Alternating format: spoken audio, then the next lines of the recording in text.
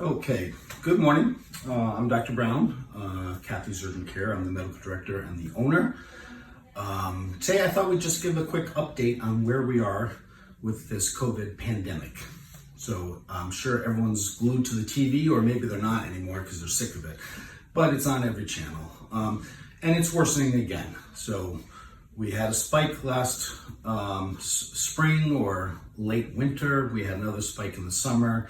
And now the confluence of events, kids going back to school, going into the winter soon, holidays, Thanksgiving coming up, kids being together, is causing another spike, unfortunately. And the news is a mixture. So the bad news is over the next 2 to 3 months, it's going to be tough. People have to stay vigilant. They have to social distance. They have to wear their mask. Mask is the most important thing. Obviously washing your hands and disinfecting things and all that sort of stuff, but the mask is critical. And it's got to cover your nose. Make sure it covers your nose. I see a lot of people walking around with their mouth covered, but not their nose. So is the news all bad? No, it's not all bad. I think the next few months are going to be tough. Again, we're going into the flu season. Some unlucky folks are going to get flu and COVID at the same time. And we don't have treatment for COVID unless you're really sick and you're in the hospital. Then we have things like dexamethasone and remdesivir and other things.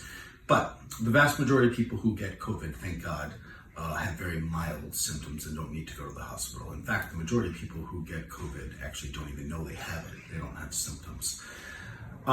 So what's the light at the end of the tunnel? Well, there's a big bright light, and that's the vaccine. Historically, it takes 8, 10, 12 years to produce a vaccine.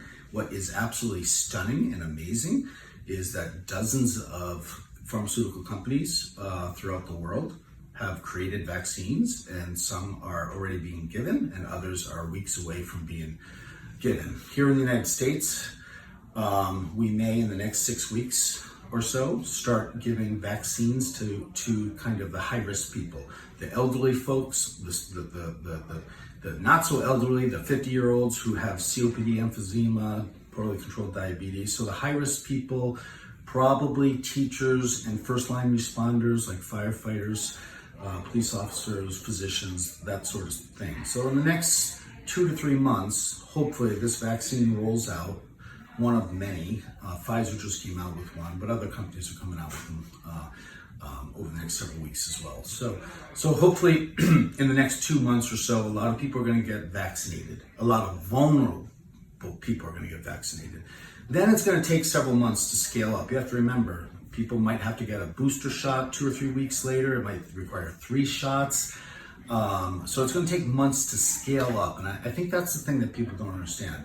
It's going to be April, May, or even June before most people in the United States are vaccinated. Hopefully, everyone who's offered the vaccine takes it.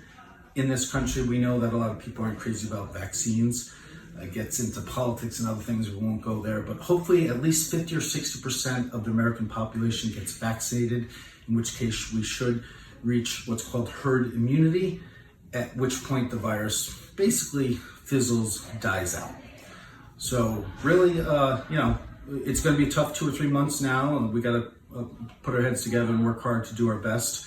Perhaps keep our kids home from school, which is quite unfortunate, and various other things. But I think come April, May, or June, we're going to be in a much, much better situation.